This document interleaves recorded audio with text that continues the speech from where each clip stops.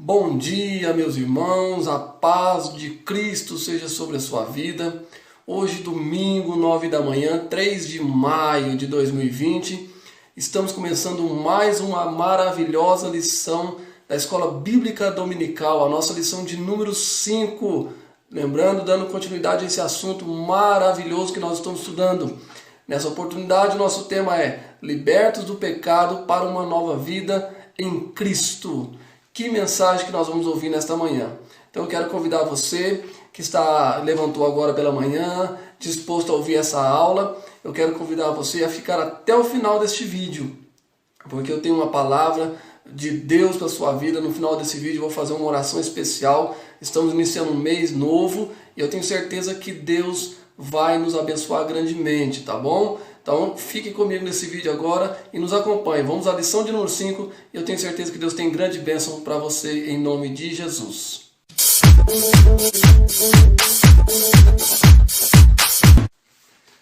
Muito bem, meu irmão. A partir de agora nós vamos caminhar maravilhosamente nesta mensagem do apóstolo Paulo. Lembrando que nós estamos saindo estudando a carta de Efésios, estamos saindo do capítulo 1, estamos indo para o capítulo de número 2 da carta de Paulo aos Efésios. E tem por título o nosso texto áureo hoje, dizendo, preste muita atenção, mas Deus, que é riquíssimo em misericórdia, pelo seu muito amor com que nos amou, estando nós ainda mortos em nossas ofensas, nos vivificou juntamente com Cristo. Efésios capítulo de número 2, versículo 4 a 5. A nossa verdade prática nesta manhã vai dizer assim: por meio da maravilhosa graça divina, fomos libertos do pecado, perdoados e salvos da condenação. E ainda recebemos o direito da vida eterna. Então já deu para sentir aí qual vai ser grande essa maravilhosa mensagem, que nós vamos falar sobre a libertos do pecado, vivendo uma nova vida em Cristo. Me acompanhe nessa lição a partir de agora. O nosso tema, a nossa leitura bíblica em classe está baseada em Efésios capítulo de número 2, versículo 1 a 10. Pegue a sua caneta, pegue o seu caderno, a sua Bíblia, faça anotações, que é muito importante aquilo que eu vou falar para você aqui a respeito da graça, tá bom? Vamos ler esse texto aqui e depois nós vamos comentar sobre a graça, como a graça age na nossa vida, o que ela proporciona, o que ela traz. Tá? Vamos falar de fé e no final eu tenho certeza que Deus vai nos dar uma grande recompensa em nome de Jesus. Então vamos comigo, Efésios capítulo de número 2, versículo 1 a 10, que vai dizer assim: e vos vivificou, estando vós mortos em ofensas e pecados, em que noutro tempo andaste segundo o curso deste mundo, segundo o príncipe das potestades do ar, do espírito que agora opera nos filhos da desobediência, entre os quais todos nós também antes andávamos nos desejos da nossa carne, fazendo a vontade da carne e dos pensamentos, e éramos por natureza filho da ira, como os outros também. Mas Deus, olha o texto, mas Deus, que é riquíssimo em misericórdia, pelo seu muito amor com que nos amou, estando nós ainda mortos em nossas ofensas, nos vivificou juntamente com Cristo. Pela graça sois salvos, e nos ressuscitou juntamente com Ele, e nos fez assentar nos lugares celestiais em Cristo Jesus, para mostrar-nos séculos vindouros as abundantes riquezas da sua graça, pela sua benignidade para conosco em Cristo Jesus. Porque pela graça sois salvos, por meio da fé. Isso não vem de vós, é dom de Deus.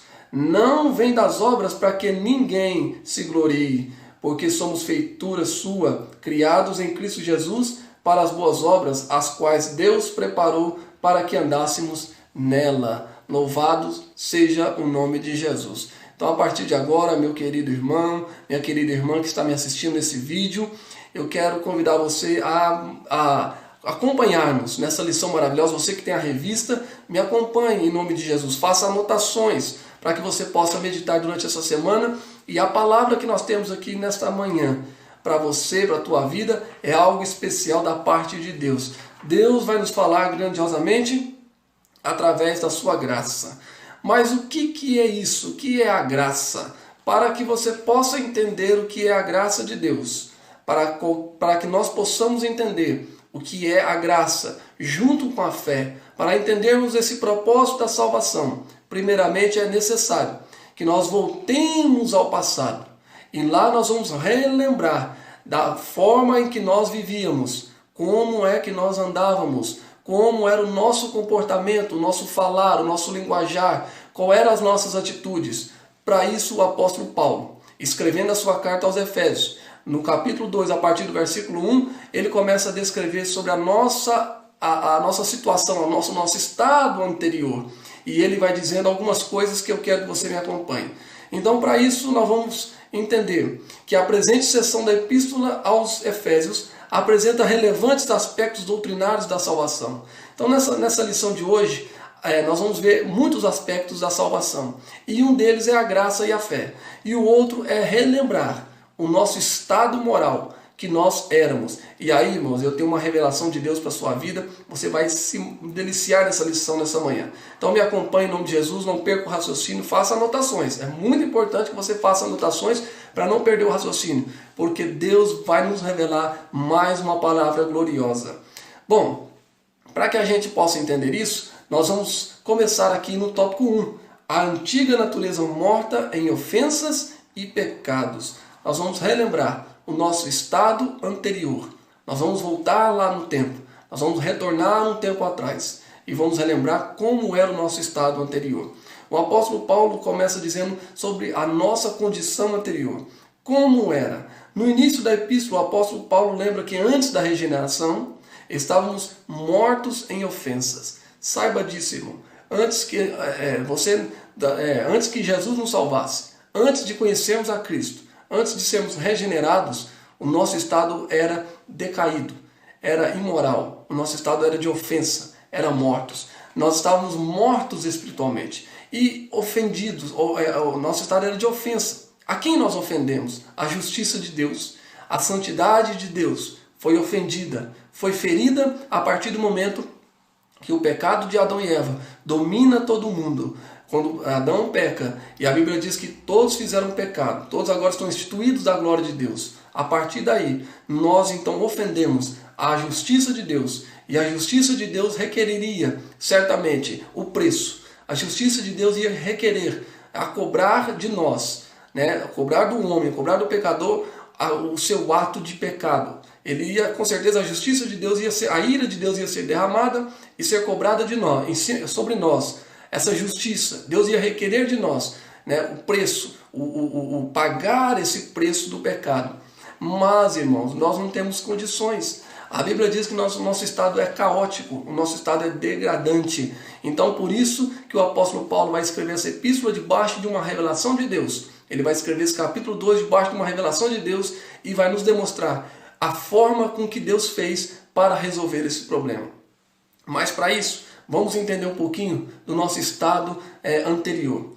E a lição começa dizendo assim: E vos vivificou, estando vós mortos em ofensas e pecados. Nós estávamos mortos em ofensas e pecados. Ofendemos, o pecado ofendeu a glória de Deus e o nosso estado moral, o nosso estado legítimo era totalmente de pecado. Mentira, furto, toda promiscuidade, toda prostituição, tudo isso estava sendo gerado dentro de nós. Mas a partir disso, Deus vai nos regenerar.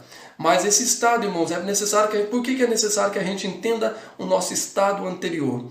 Para que a gente possa crer naquilo que Deus fez. Deus fez um ato muito grandioso. O que Deus fez foi um ato de amor, de misericórdia tremenda. E para que a gente possa aceitar, acreditar e aceitar nisso, é necessário reconhecer o nosso estado anterior moral. Para isso, a nossa lição vai trazer a tradução no grego da palavra ofensa, que é paraptoma. Tá? A palavra grega, a palavra ofensa no grego original é paraptoma, que significa dar um passo em falso de forma deliberada. Nosso passo anterior era um passo em falso de forma deliberada, ou seja, estávamos no pecado E quanto mais, funciona assim, mais ou menos assim, para você entender. Quanto mais um homem iníquo, quanto mais um ímpio peca, mais ele quer pecar, mais ele vai pecar. Um abismo chama outro abismo, deliberadamente. O pecado foi feito deliberadamente. Tá? Caim peca deliberadamente. O sobrinho, a geração de Caim futura, peca também deliberadamente. Então, amados, eu quero que você entenda que nós estávamos mergulhados nesse lamaçal, mortos em ofensa, pecando deliberadamente, dando um passo em falso. E o segundo termo que ele usa aqui, além da ofensa, é o pecado. Estávamos mergulhados em ofensa e pecado. O pecado no grego é hamartia, que significa errar o alvo. Além de estar dando um passo em falso deliberadamente, também errávamos o alvo. Em resumo, o apóstolo Paulo, na carta aos Efésios, no capítulo 2, do versículo 1 em diante, ele está querendo dizer o seguinte, que o nosso estado anterior era que nós vivíamos pecando deliberadamente, ou seja, de forma desenfreada. Nós não tínhamos razão para viver, por isso estávamos mortos, mesmo estando em vida fisicamente, mas a nossa alma estava morta. Daí a necessidade de nós buscarmos a restauração da parte de Deus.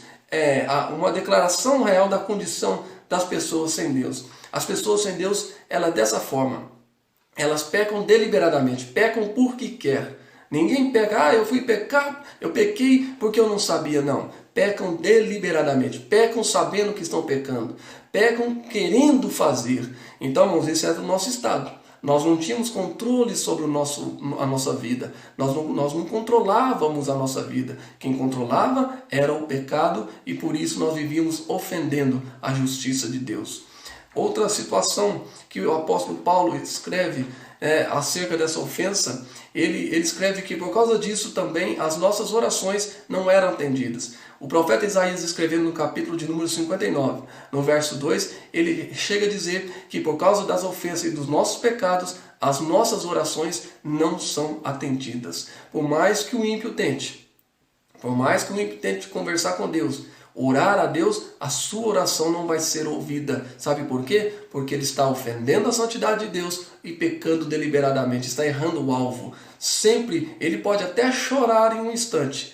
Por um instante ele pode até chorar e demonstrar um certo arrependimento, mas isso não resolve. Por quê? Porque ele não será ouvido por Deus. Outro texto também que nos fala de forma poderosa acerca disso é o 1 Timóteo capítulo de número 5, verso 6, que diz que que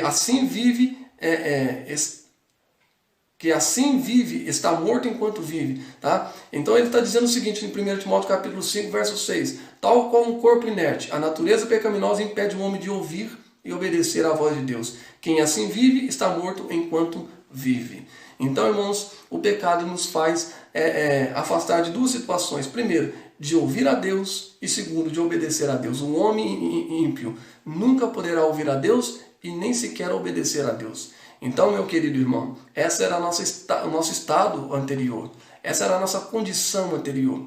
Outra forma também que o apóstolo Paulo mostra sobre o nosso estado anterior, ele continua falando no ponto 2 aqui, a partir do verso 2, sobre as nossas ofensas e o nosso pecado. Ele fala da nossa má conduta, em que no outro tempo andaste. Ele vai separar este texto por duas vezes, ele vai falar, andastes segundo o mundo, andastes segundo o príncipe das trevas, que no caso é o nosso adversário Satanás. Então ele começa dizendo, referindo-se, comparando, fazendo uma metáfora do andar concernente ao nosso estado anterior. E aí ele vai apresentar o nosso estado antes da regeneração. Então a primeira coisa que ele mostra, andastes segundo o curso deste mundo, Efésios capítulo 2, verso 2, parte B. O que significa isso? Que andávamos na imoralidade, andávamos furtando e mentindo. Olha que ele chega a dizer isso no texto. Tá? Ele chega a relatar isso no texto. Os costumes eram praticados conforme o sistema mundano da época, tais como imoralidade, furto e mentira. Amados, quem não tem Deus, quem vive sem a presença de Deus, quem vive pecando de forma deliberada e errando o alvo constantemente, ele vive conforme o mundo, o sistema do mundo. O que nós estamos vendo hoje em dia, né? Principalmente no nosso país? O sistema do nosso país é um sistema corrupto, é um sistema terrível. E nós, irmãos, precisamos tomar cuidado, por quê? Porque senão acaba a corrupção entrando de novo na nossa vida. Esse é o estado do mundo, o sistema do mundo. Tá? Paulo, em Atos dos Apóstolos, capítulo 17, a partir do versículo 6, Paulo vai ser condenado por estar incomodando o sistema. Ele chegou na cidade de Atenas e começou a pregar o evangelho e eles acusaram ele de incomodar o sistema. Tá? Ele chega na cidade de Filipos e eles acusam ele de incomodar o sistema. Amados queridos, nós precisamos entender isso. O mundo, existe um sistema moldado no mundo. E esse sistema do mundo converge tudo para o anticristo. Está convergindo, o sistema mundano está convergindo para o anticristo. Então quem vive sem Deus vive andando segundo o curso do mundo. Pecando, errando o alvo, pecando deliberadamente. É um servo do mundo, anda errante pelo mundo, anda sem saber aonde ir. Essa era também uma das nossas condições. Tá? Tem pessoas hoje em dia que vivem andando pelo mundo, sabe? Querendo ser um pouquinho crente, querendo ser um pouquinho mundano. Não dá para dividir os dois. Jesus disse bem claro, ou serve a Deus, ou serve a outros deuses. Jesus deixou muito bem claro isso. Tá? Ele ou serve a Deus ou serve a Mamon. Então não tem esse negócio. Tá, irmãos? Não tem esse negócio de ficar meio aqui, meio lá. O sistema do mundo está corrompido. Tá? E hoje, o que o mundo está ensinando? Relativizar o pecado. Tudo é normal, tudo é relativo, tudo pode. Né? Basta você querer, basta você achar que está certo, tudo é relativo. Mas não funciona dessa forma. O sistema do mundo é tudo relativismo. Mas nós sabemos que nós precisamos viver em alto nível, um alto nível moral, um alto nível espiritual de moralidade. Porque nós aprendemos isso na lição de número 3. Precisamos ter um alto nível moral, espiritualmente dizendo. Então, irmãos, não dá para a gente viver no sistema do mundo. Precisamos viver em santidade. A segunda coisa que ele mostra é que as pessoas que andam dessa forma andam também segundo o curso do príncipe da potestade do ar. Eles andam segundo as rédeas de Satanás. Indica que os agentes malignos têm a capacidade de influenciar os homens desobedientes e incrédulos, segundo de Coríntios capítulo 4, verso 4. O que o apóstolo Paulo ali fala? O Deus deste século cegou o entendimento dos homens, para que não vos resplandeça a luz do Evangelho. Então, irmãos, qual que é o desejo de Satanás? Cegar os homens. Então, eles sofrem influência do sistema maligno. Tá? E mais adiante na carta, Paulo alerta que a nossa luta é contra tais seres do mal. Efésios capítulo 6, verso 12. Contudo, não é necessário temer, pois Deus exaltou Cristo acima de todos eles.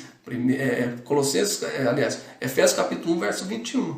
Então, meu querido, eu quero que você entenda que a nossa condição anterior era andando segundo o curso do mundo e obedecendo ao diabo. As pessoas que andam sem Deus, elas obedecem ao diabo, elas são influenciadas por espíritos malignos. E os espíritos malignos querem levar essas pessoas ao inferno. Então essas pessoas que não têm Jesus, nós que não tínhamos Jesus, andávamos segundo esse curso.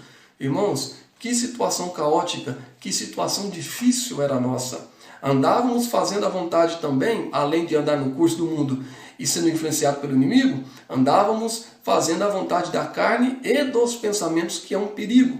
Refere-se à inclinação para fazer o mal, algo inerente à natureza humana, Gênesis 6 e 5. Quando Paulo fala da natureza humana, quando Paulo fala do pecado dentro da natureza humana, Paulo está querendo nos ensinar o seguinte, que a sede do pecado é essa natureza. A sede do pecado, o início, a sede onde o pecado mora, na carne, a sede do pecado é a natureza humana decaída. Então Paulo está dizendo o seguinte, que para que houvesse uma regeneração, para que haja uma transformação, eu, por mim mesmo, não consigo. Porque a sede do pecado está na natureza humana. É necessário que venha uma transformação de fora para dentro. Isso significa o quê? O Espírito Santo. Então, irmãos, o único que pode transformar e regenerar essa natureza caída é o Senhor Jesus através do Espírito Santo e da sua obra salvífica na cruz do Calvário. Então, irmão, entenda isso. Nós não podemos, por mais que o homem pecaminoso, por mais que o ímpio tente ir para a igreja, mas tente consertar a sua vida, ele por si só não consegue. Sabe por quê? Porque ele precisa ser transformado. A sede da natureza pecaminosa tem que ser reformada, tem que ser transformada, e o único que pode fazer isso é Jesus Cristo. Lembrando você da aula passada, é necessário nascer de novo, nascer do alto, gente anonte, nascer do alto através do Espírito Santo. Então, meu querido, tá? Nós não podemos voltar a essa condição novamente. Por quê? Porque fazíamos a vontade da carne e dos pensamentos. A vontade da carne é inclinar para o mal. E os pensamentos pervertidos e a prática de todos os desejos desordenados da carne. Ah, meu querido, que situação difícil. O pensamento pervertido e querendo fazer tudo que a carne lhe ordena.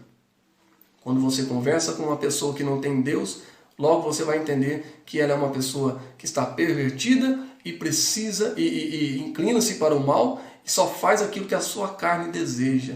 Que Deus tenha misericórdia de nós, irmão. Que Deus tenha misericórdia dos ímpios e que eles possam entender rapidamente, o quanto mais rápido possível, entender que é preciso regenerar, voltar a Deus, entregar sua vida a Jesus. Se você tem um parente dessa forma, que anda no caminho da iniquidade, ore por ele, continue intercedendo por ele e creia. E tenha certeza e peça para Deus para continuar regenerando ele, que eu tenho certeza que Deus tem uma grande bênção e uma transformação para fazer na vida dele. Aí ele completa dizendo: entretanto aprove o Pai nos eleger e nos predestinar para filhos de adoção. Por mais que esse estado caótico que eu falei para você aqui, essa depravação toda que nós falamos aqui, toda essa situação terrível que nós citamos aqui, que a lição está citando, mesmo assim, aprove a Deus nos eleger e nos predestinar às bênçãos em Cristo Jesus. Irmãos, é por isso que Paulo, depois nós vamos revelar aqui,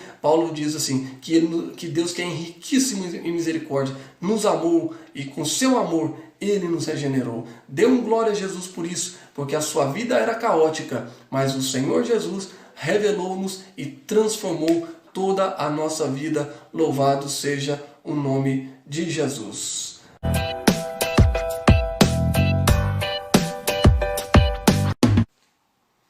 Bom, meu querido irmão, você viu aí no tópico 1 a nossa situação depravada e como nós andávamos, segundo o curso do mundo, segundo a influência do diabo, no caso Satanás também, e pelos pensamentos depravados, pervertidos, e esses pensamentos fazendo com que a carne lhe obedecesse. Esse era o nosso estado anterior.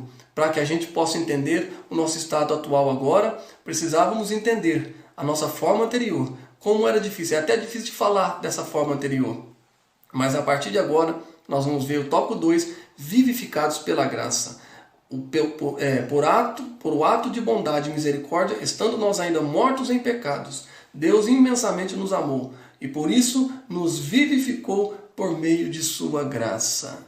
Oh, irmãos, a partir de agora, nós vamos ver o tamanho do esforço que Deus fez para que eu e você pudéssemos estar sentados agora, assistindo essa aula, com a revista na mão, lendo a Bíblia, tendo a oportunidade de cantar e agradecer a Deus. Por isso, meu querido, eu convido você a ser grato a Deus. Todos os dias que você for orar na sua casa, todos os dias, todas as vezes que você dobrar o joelho na igreja, na sua casa, não importa onde você ora, agradeça a Deus pela sua salvação. Não comece a sua oração dizendo: Deus, me dá isso, me dá aquilo, não. Comece dizendo: Senhor. Começa a sua oração dizendo assim: Senhor, eu te agradeço pela minha salvação, porque foi um ato de misericórdia, foi um ato de generosidade que Deus fez para nos tirar do lamaçal de pecados que vivíamos. Lembre-se, estávamos mortos em pecados, mortos em ofensas e pecados, mas Ele, que é riquíssimo em misericórdia, nos amou e nos regenerou. Vamos acompanhar como é que funciona, como é que Deus fez, como é que Deus agiu através desse ato chamado graça. Alcançados pela misericórdia e pelo amor divino. Irmão, após constatar a situação da humanidade, que era sobre a ira de Deus, no capítulo 2, verso 3, Paulo passa a descrever os atos divinos, de amor e de misericórdia. 2 atos divinos ele escreve, amor e misericórdia, que alteraram, o amor e a misericórdia de Deus alteraram o quadro caótico da raça humana. Olha o que ele fala no verso 4. Mas Deus, que é riquíssimo em misericórdia, pelo seu muito amor com que nos amou. Meu querido, o ato de misericórdia de Deus implica compaixão e simpatia para com os indignos. Eu quero ler um texto com você de Romanos, capítulo de número 11, no versículo de número 30 e 32. Eu quero ler com você para que você entenda o tamanho da misericórdia de Deus. Diz assim o nosso texto, Romanos, capítulo de número 11, verso 30 ao 32. Porque assim como vós também, em tempos passados, não crieis em Deus, mas agora alcançaste misericórdia pela desobediência deles. Assim também estes agora não creram, para que através da sua misericórdia eles também pudessem alcançar misericórdia. Agora preste atenção no verso 32. Porque Deus encerrou a todos na incredulidade, para que ele pudesse ter misericórdia sobre todos. O apóstolo Paulo, escrevendo aos Romanos, ele está falando dos judeus e dos gentios. Ele está dizendo, olha, os judeus eram para crer, mas não creram, e Deus o permitiu assim, para que vocês, os gentios, fossem salvos.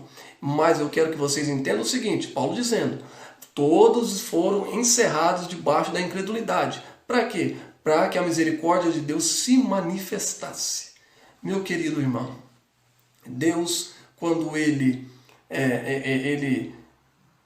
quando Deus permitiu o homem, quando Deus viu o homem pecando, e ele permitiu isso por causa do livre-arbítrio, eu vou explicar para você daqui a pouco.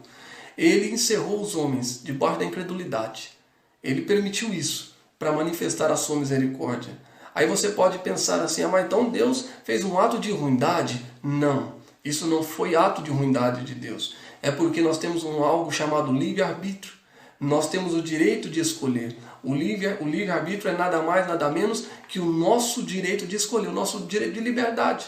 Eu posso escolher servir ou não servir. Eu posso escolher beber uma água ou não beber uma água. Eu posso escolher sair na rua ou ficar em casa. Eu tenho esse direito de escolher. Então Deus respeitou isso. E como Deus respeitou isso, ele permitiu e viu o pecado entrar no homem. Mas ele já havia, como na lição passada nós estudamos, feito um grande projeto e nos predestinou para a salvação. Então vamos acompanhar para você poder entender o tamanho da misericórdia de Deus. Deus não se mostra apenas misericordioso, mas abundante em misericórdia. Irmão, Deus não é só misericordioso, ele é a misericórdia. Deus, ele é tão generoso conosco que ele nos ativou. Essa é a palavra teológica que a gente usa muito na doutrina da salvação. Ele nos ativou o livre-arbítrio. E agora ele nos dá o direito de escolher. Ele nos dá o direito de saber o que nós devemos fazer. E aí, irmãos, infelizmente, as pessoas que andam por aí, sem Deus, guiadas pelo curso do mundo, influenciados pelo maligno, usando a sua carne e os seus pensamentos, é claro que eles vão se inclinar para o pecado. Para o pecado. Então é necessário que haja uma intervenção do Espírito Santo. Mas para isso a pessoa precisa querer. Todos têm a oportunidade de ser salvos. Todos têm a oportunidade de chegar a Deus. Agora, basta a ele se ele vai querer ou não vai querer. O Senhor não interfere nisso. O que ele faz é usar a sua misericórdia, e isso a Bíblia diz que ele tem em abundância. Ele transborda de misericórdia. Ele se faz misericórdia em todos os tempos. Louvado seja o nome do Senhor. Essa riquíssima misericórdia procede do seu muito amor com que nos amou. Meu querido irmão, se nós pegássemos uma trena, pegássemos uma régua e fôssemos medir o amor de Deus, nós íamos rodear e rodear e rodear o planeta Terra e nunca chegaríamos a um número consenso do tamanho que é o amor de Deus. Para isso, o apóstolo João, escrevendo no Evangelho, diz assim, porque Deus amou o mundo de tal maneira. Aí você estica do tamanho que você quiser, do tamanho do nosso entendimento. Deus amou o mundo de tal maneira. Oh, meu querido, esse amor é incomparável. Não tem amor de pai, desculpe as mamães, não tem amor de mãe, não tem amor de filho, não tem amor igual a este. Este é o amor misericordioso, esse é o amor que transborda, por mais que nós erremos, por mais que a gente erre o alvo, por mais que a gente peque, mas a misericórdia de Deus ainda se manifesta em nós. Se nós quisermos voltar ao caminho do Senhor, essa misericórdia ainda vai continuar se manifestando. Louvado seja o nome do Senhor. Então a primeira coisa que Deus nos fez, nos alcançou. pela sua misericórdia. O que Deus fez? Ele disse assim, eu tenho misericórdia, eu dou para vocês. Eu tenho misericórdia, você quer? Aí cabe a gente aceitar essa misericórdia ou não. E eu louvo a Deus porque você aceitou essa misericórdia. E eu aceitei, você aceitou e nós aceitamos essa misericórdia e estamos aqui para dar honras e glória ao nome de Jesus. Agora, alcançado, Deus nos alcançou pela sua misericórdia. Aceitamos, acreditamos nisso, vimos Deus fazer isso, então agora Deus vai nos vivificar. Agora eu quero que você preste muita atenção nessa palavra, porque isso vai mexer com o teu coração. É para você, como eu digo sempre nos outros vídeos aqui, é para você levantar na cadeira, dar glória a Jesus, falar em língua estranha e ser renovado da forma que Deus fez. Então olha o ponto 2, vivificados por sua graça. Descrevendo as dádivas divinamente concedidas aos salvos, o apóstolo enfatiza que o amor de Deus nos alcançou, preste atenção, estando nós ainda mortos em nossas ofensas. Meu querido, nós estávamos mortos. Você já parou para pensar no estado de uma pessoa morta? No primeiro dia, após o sepultamento, ela vai à sepultura, ela lacrada a sepultura. Poucos dias depois, 4, 5 dias depois, um mau cheiro começa a tomar conta da pessoa. E daqui a pouco ela entra em estado de decomposição. Ela vai inchar, vai soltar mau cheiro, aquela coisa toda. E com o passar do tempo ela entra em outro estado chamado... como se fosse um estado de podridão, me fugiu a palavra aqui, tá? Putrefação, essa é a palavra. Um estado de putrefação, que é aquele estado onde vai se desmanchar. E aquilo gera mau cheiro, gera picho, gera um estado terrível e nós não queremos nem imaginar isso, porque coisa terrível é.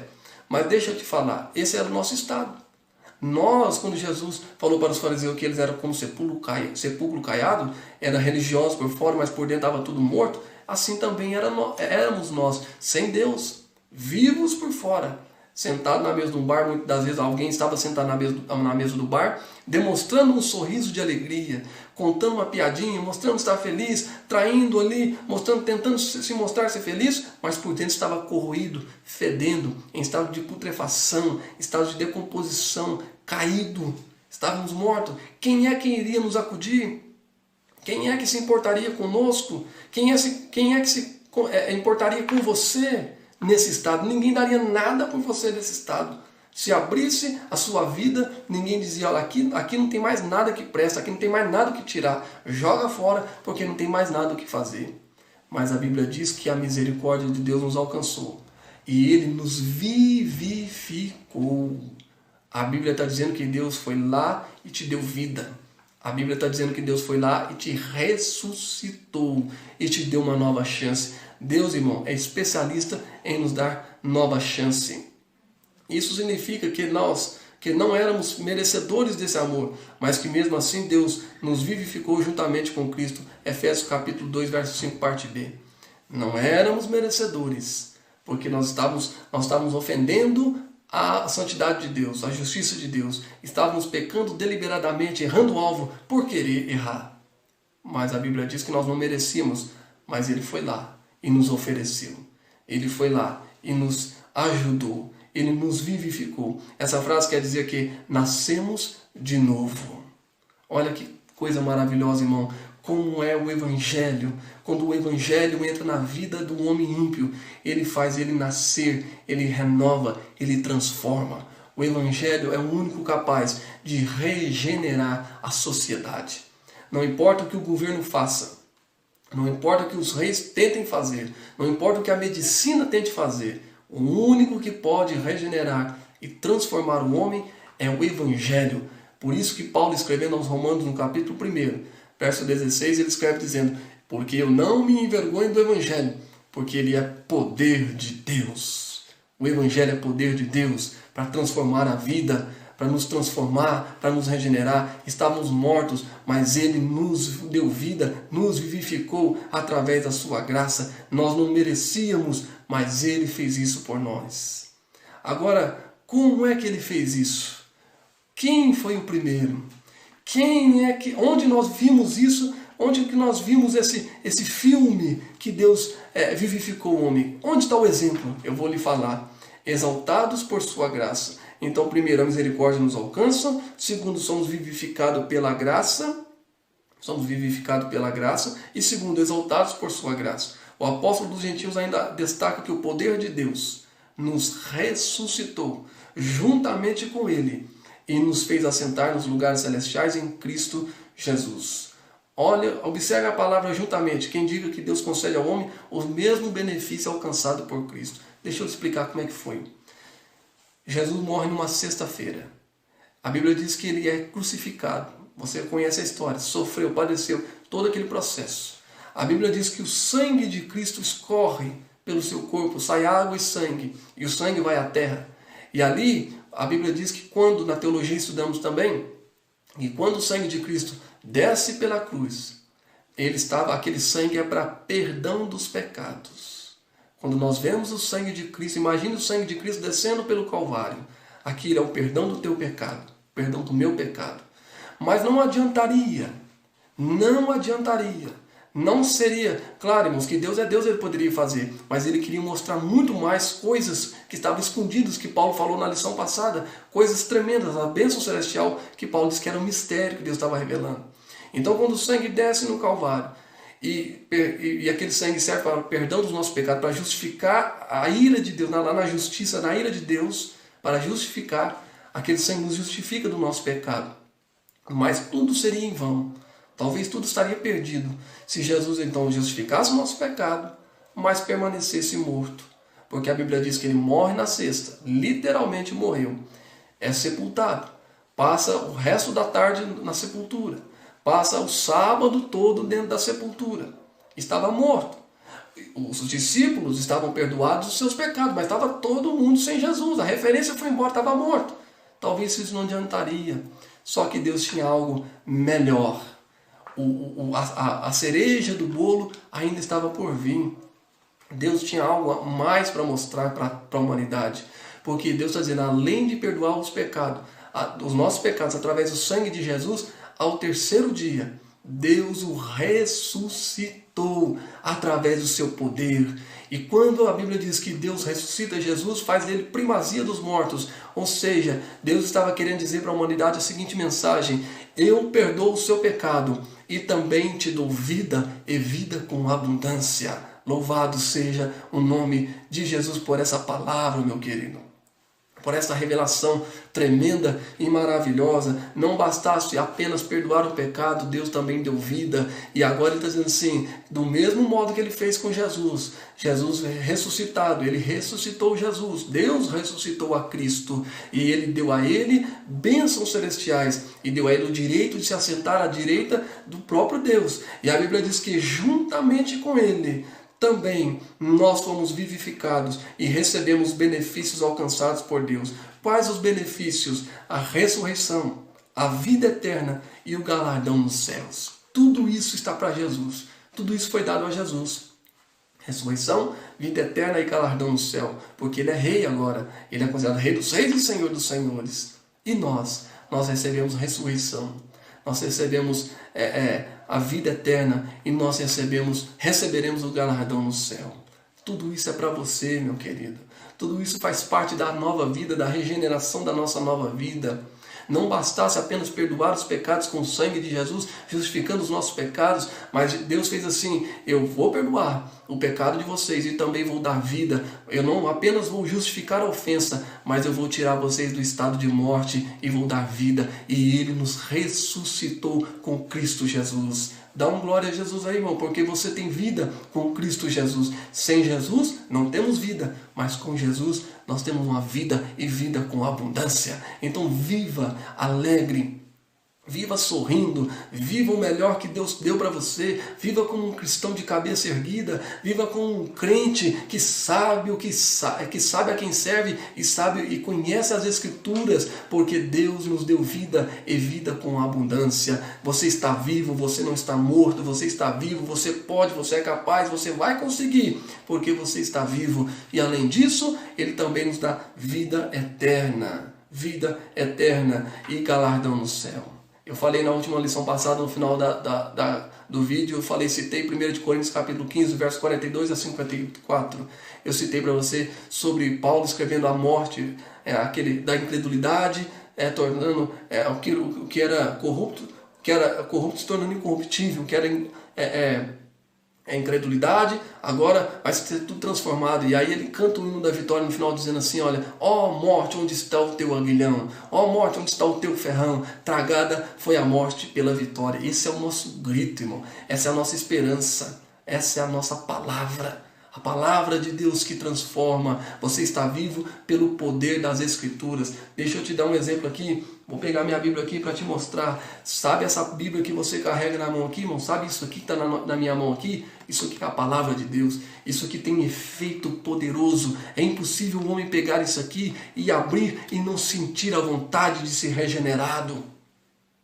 Toda pessoa que pega a palavra de Deus e que abre e que lê e que não sente nada é porque está morto. Mas é impossível, eu e você, eu tenho certeza que você também é assim. Toda vez que eu pego a Bíblia e você também pega a Bíblia, eu tenho certeza que você se emociona, porque daqui sai vida. Quando nós abrimos aqui, nós respiramos ar puro, sai vida. Isso aqui tem poder, isso aqui tem palavra, essa palavra tem poder, essa palavra transforma. Viva essa palavra, alimente-se dessa palavra, ande com essa palavra, porque aqui tem vida e vida com abundância. Louvado seja o nome de Jesus. Deixa eu retomar a minha revista aqui novamente, para a gente continuar nessa jornada maravilhosa.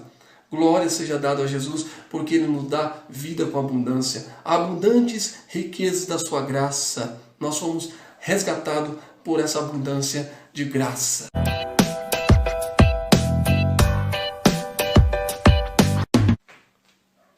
Bom, meu querido irmão, nós vamos falar do tópico 3 agora. A salvação não vem das obras. Irmão, Deus tem uma palavra para nós agora. Você vai entender. Nós vimos no primeiro tópico aqui o nosso estado anterior. Estávamos aqui parecendo que o mundo ia acabar. Estávamos relembrando o nosso estado caótico. No tópico 2, vimos a vida que Deus nos deu, o presente que Ele nos deu.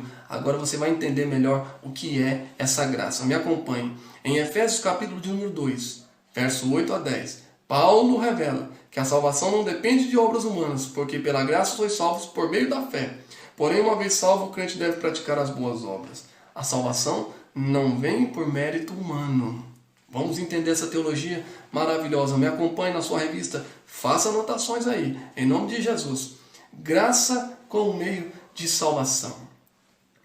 A salvação inclui a libertação da morte, da escravidão, do pecado e da ira vindoura. Quando eu falo para você que nós estamos salvos, nós estamos dizendo que você está livre, você está liberto da morte. Tá? Quando eu digo para você que nós estamos salvos, essa salvação inclui libertação da morte. Ah, mas eu vou morrer. Eu não vou morrer então? Não, vai. O nosso corpo físico vai descer à sepultura. Mas depois a Bíblia diz que isso aqui vai ser transformado. Eu falei na aula passada. Se você não entendeu ainda, não conseguiu compreender essa questão, essa teologia da morte física e a transformação, assista a lição de número 4 do nosso vídeo aí no YouTube, no canal do YouTube da igreja. Dá um link aí, clica aí em nome de Jesus, vai lá, aproveita, dá um link, curte, se inscreve no canal e assista a lição de número 4. No finalzinho dela eu falo sobre isso. Quando o Senhor vai transformar o nosso corpo, esse corpo, essa carne que vai à sepultura, Ele vai transformar em incorruptível e vai fazer algo tremendo. Então assista lá e você vai relembrar em nome de Jesus. Mas vamos continuar aqui. A salvação inclui a libertação da morte, a nossa vitória. Inclui também a libertação da escravidão do pecado. Irmão, eu e você não somos mais escravos do pecado. Podemos até pecar, mas a Bíblia diz que nós temos um justo advogado. Só que nós não sentimos mais. Nós não andamos pecando deliberadamente. O que nos move não é o curso do mundo. O que nos move não é a influência do diabo. O que nos move não é os pensamentos pervertidos e o desejo deliberado da carne. João escrevendo isso, lá na sua epístola, ele escreveu lá no 1 de João capítulo 2, verso 16, ele fala sobre a concupiscência dos olhos, a concupiscência da carne e a soberba da vida, que é os 3 pecados que derrubou, os 3 modos, o tripé da martiologia, o tripé do pecado que fez Adão cair. A concupiscência dos olhos, a concupiscência da carne e a soberba da vida. Foi por isso que ele caiu. As 3 formas que o diabo usa para derrubar o ser humano. Nós estamos livres disso. Isso não tem influência sobre nós. E outro, nós também estamos livres da ira vindoura, que é aquele caso da condenação, que Deus vai mandar Satanás, os ímpios e todos para o inferno. Né? Claro, de forma, né, porque eles querem estar lá. Essa é a verdade. O ímpio vai para o inferno porque ele quer estar lá. Essa é a verdade. Ele não aceita Jesus, então não resta outro caminho para ele, que é o assunto da nossa próxima lição também. Mas eu quero que você entenda que a salvação é o livramento do poder da maldição do pecado e da morte, e a restituição do homem à comunhão com Deus. Então, irmãos, entenda isso. A salvação é o livramento do poder da maldição do pecado e da morte. Você está livre dessa maldição. Sabe aquela mochila pesada que você carrega, aquele peso? Então, caiu tudo por terra, ficou tudo caído no chão aí. Caiu por terra, nada daquilo mais está sobre você, tá? Porque agora você é um homem que é restituído e vive uma comunhão com Deus. E aí, como é que eu sei disso? Através dessa palavra chamada graça. A palavra graça é uma palavra que ela é traduzida do grego charis e do hebraico sher, que significa favor imerecido, bondade, caridade, longanimidade, o favor imerecido de Deus. Romanos capítulo de número 3, verso 24, Paulo fala disso. Ela mostra que a iniciativa para tornar possível a salvação veio da parte de Deus. Eu quero ler esse texto com você. Romanos capítulo de número 3, verso 23 e 24. Deixa eu pegar minha Bíblia aqui para você me acompanhar. Romanos 3 e 24. Eu tinha marcado aqui na minha Bíblia, mas acabei perdendo aqui. Deixa eu achar novamente. E me acompanhe aí. Romanos capítulo de número 3, verso 23 e 24. Anote esse versículo na sua Bíblia aí. Faça um marca-texto aí, enfim, a sua forma de marcar o texto para você não perdê-lo. Tá? Verso 23 e 24. Preste atenção. Porque todos pecaram. Olha essa palavra que Deus vai te revelar agora. Olha o impacto dessa palavra na nossa vida. Porque todos pecaram e estão privados da glória de Deus. Instituídos da glória de Deus, está na sua Bíblia aí. Sendo justificados livremente pela sua graça através da redenção que há em Cristo Jesus. Deixa eu traduzir isso para você. Porque todos pecaram e estão privados, estão destituídos, privados da glória de Deus, mas sendo justificados. Lembra do sangue? No tópico 2 que eu te falei? Lembra do sangue? Justificados livremente pelo seu favor. Sabe o que Paulo está querendo dizer? Que Deus fez isso por livre e espontânea vontade. Ele fez porque Ele gosta. Ele fez porque Ele tem misericórdia. Ele fez porque Ele quis fazer. Sabe que é a coisa que mais nos chama a atenção em Deus, que faz Deus ser lindo da forma que Ele é estudar a palavra de Deus, ser uma forma tão linda do jeito que é porque tudo que Deus fez é porque Ele quis fazer. Ninguém pressionou, ninguém deu pressão, ninguém gritou, ninguém exigiu. Ele simplesmente diz: eu sou Deus, eu vou fazer, eu quero fazer. E Ele fez e Ele faz. Glória seja dada ao nome do Senhor. Sendo justificados livremente pelo seu favor, através da redenção. Olha que peso essa palavra. Através da redenção que há em Jesus Cristo. Somos justificados livremente pela sua graça e pela redenção que há em Cristo Jesus. Em Jesus Cristo, irmão. Que palavra poderosa, que palavra tremenda. Somos justificados livremente pela sua graça. Deus fez isso de forma espontânea. Somos justificados pela redenção que há em Jesus Cristo. Tudo se converte a Jesus, tudo se converge a Jesus, melhor dizendo, tudo se converge a Jesus, tudo por Ele, para Ele, são todas as coisas. Por isso, irmão, que Ele é Rei dos Reis, Senhor dos Senhores, e merece toda a reverência, toda a continência, Ele merece, porque tudo Ele fez por livre e espontânea vontade. A graça é isso, é a livre e espontânea vontade de Deus sendo manifestada sobre nós. Irmãos, quem é que dá presente para alguém desse jeito? Já teve alguém que chegou na tua porta um dia e disse assim para você: olha, eu vim aqui trazer uma chave de um carro de presente para você, eu quero te dar o meu carro para você. Eu tenho certeza que ninguém nunca fez isso. Alguém já chegou na tua casa e disse assim: eu tenho aqui uma casa para você, eu vim trazer a chave e vou te dar a minha casa, a minha mansão para você, vou te dar todo o meu dinheiro lá, e além disso vou te dar meu carro. Alguém já fez isso para você? Eu tenho certeza que não fez e nem vai fazer, porque o homem anda segundo o curso do mundo. Só que Deus, irmãos, Ele chegou perto de nós e diz assim: qual é o teu estado? Ah, Deus, eu estou aqui em ofensa e pecado. É isso que você tem? Então eu tenho algo a te oferecer. O que eu tenho a oferecer, Deus? Eu tenho a misericórdia, eu tenho o meu amor. Você aceita? É isso que Deus faz com a gente, é isso que Deus faz com o ímpio. Ele oferece, O ímpio não tem nada para oferecer. Por isso que a Bíblia diz, irmão, que não é pela obra, não é porque nós fizemos algo. Eu fiz aqui, eu ajudei um mendigo, eu ajudei um cego a atravessar a rua, eu dei uma esmola ali para o mendigo, então eu sou merecedor da salvação. Não, isso não altera nada. O ímpio pode encher o mundo de esmola, o ímpio pode dar pão para os mendigos, tudo. Jesus disse assim, os pobres sempre vocês vão ter eles. Pode dar o que você quiser, pode falar em língua estranha, pode fazer o que você quiser lá. Não é merecedor, porque o estado é caótico, o estado moral é pervertido, é decaído. A única pessoa que tem o poder de oferecer é Deus. E Ele faz assim, você quer a minha misericórdia? Receba a misericórdia de Deus aí na tua vida. Ei, meu querido, você que talvez esteja precisando de uma palavra de Deus, nesta manhã de domingo, Deus está dizendo assim, o que você precisa, eu tenho para te oferecer. Receba a minha misericórdia, receba a minha palavra, receba o meu amor, receba o meu cuidado, receba as bênçãos que eu tenho, receba a vida, seja vivificado, receba a misericórdia de Deus. Isso Deus está te oferecendo aí agora na sua vida. Receba de Deus essa misericórdia sobre a tua vida. Eu tenho certeza que grandes coisas Ele fará na tua vida. É a caridade, o amor de Deus que nos ronda. Nós estávamos encerrados em incredulidade, mas a graça que Deus ativa, pela graça que Deus ativa o livre-arbítrio e capacita o pecador para que responda com fé ao chamado do Evangelho. Sabe o que é livre-arbítrio? Deixa eu traduzir para você. Essa palavra livre-arbítrio, teológica, um pouquinho de teologia, bem rapidinho para você, que essa palavra livre-arbítrio você não vai achar na Bíblia dessa forma. Alguns teólogos nem conseguem explicar. Tem pastor que não dá conta nem de explicar o que é livre-arbítrio, mas eu vou lhe falar. Livre-arbítrio é simplesmente a capacidade do homem responder ao chamado de Deus. Isso é livre-arbítrio, irmão, simples assim.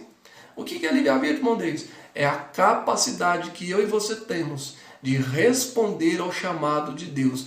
Todo ser humano é dotado de livre-arbítrio. Todo ser humano é capaz de responder ao chamado de Deus. Basta ele querer.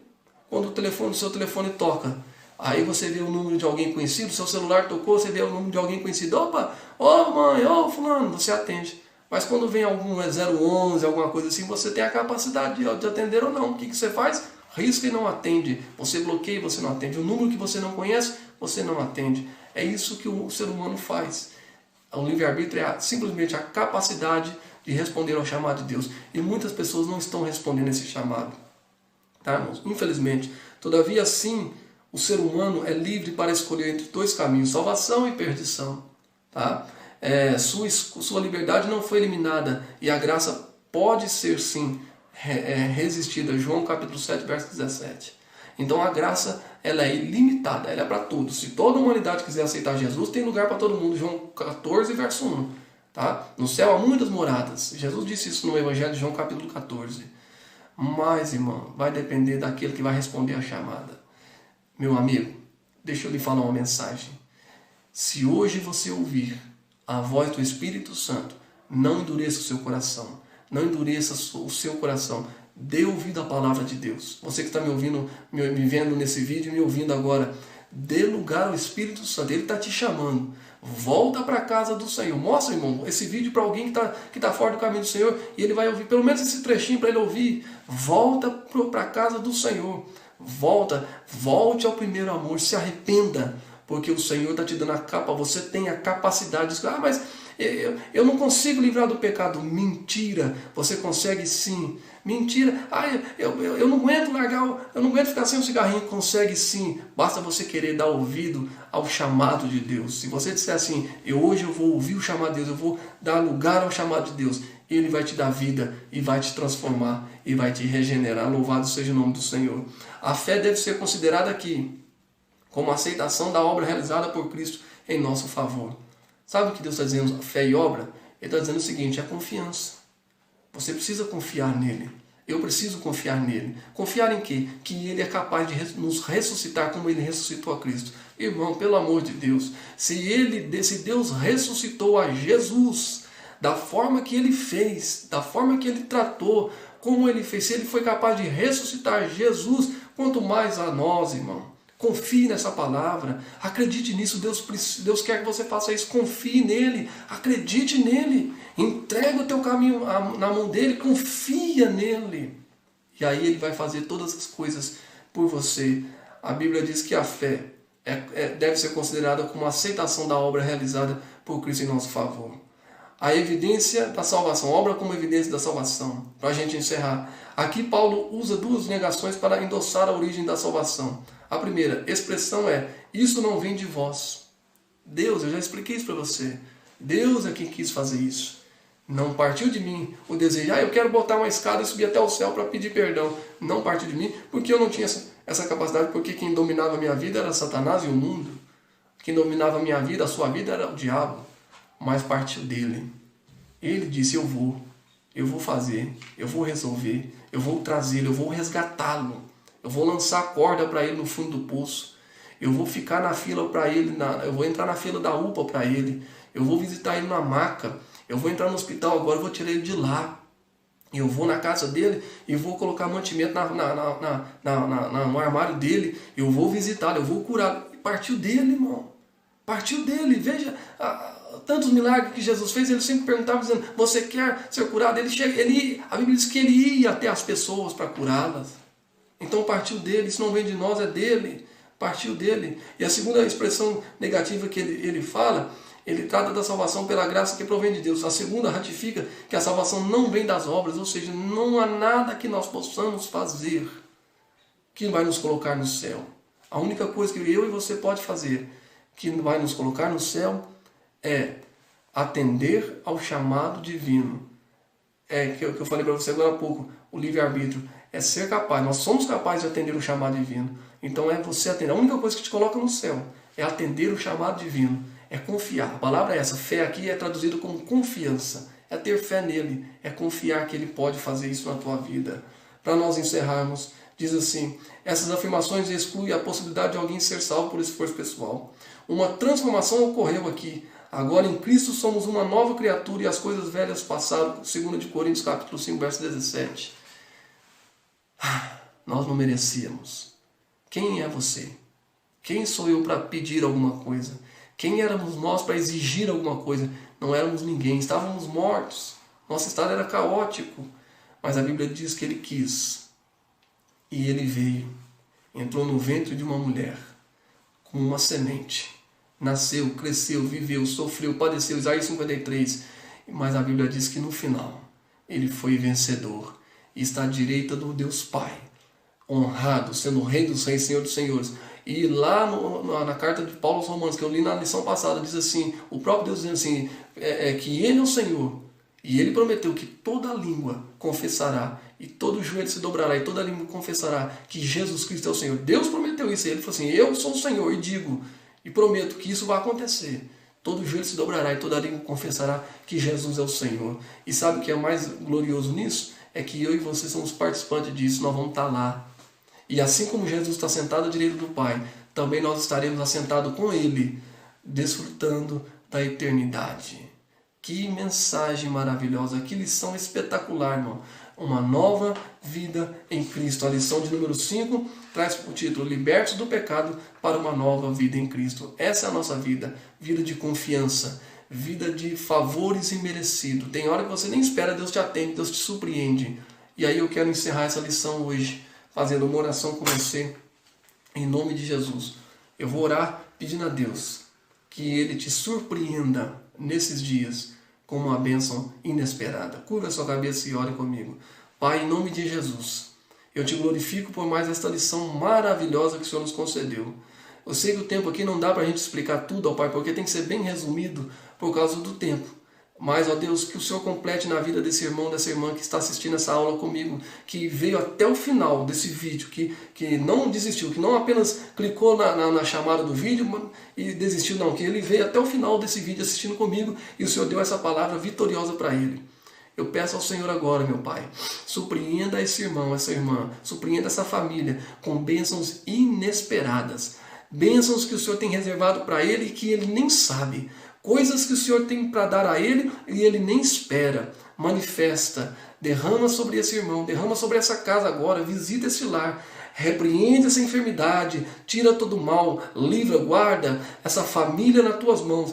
Traz a providência. Eu sei que muita gente, ó Pai, está esperando no governo, confiando em dinheiro de governo, desesperado, e o governo está falhando com eles. Mas nós não vamos confiar nisso. Nós vamos confiar no Senhor. Porque conforme a tua palavra diz no Salmo 125, verso 1, os que confiam no Senhor são como os montes de Sião, que não se abalam, mas permanecem para sempre. Pai, nós vamos confiar em Ti. E eu tenho certeza que assim como o Senhor nos deu essa graça, esse favor imerecido, nos salvou, e nós somos gratos por isso, e nos deu a certeza que somos vivificados através da ressurreição de Cristo, também, ó Pai, essa bênção inesperada está chegando agora sobre o lar desse irmão. Conforte essa casa, essa família, e o Teu Espírito Santo complete essa obra em nome de Jesus. Eu te louvo e te agradeço. Amém. Meu querido, que Deus abençoe.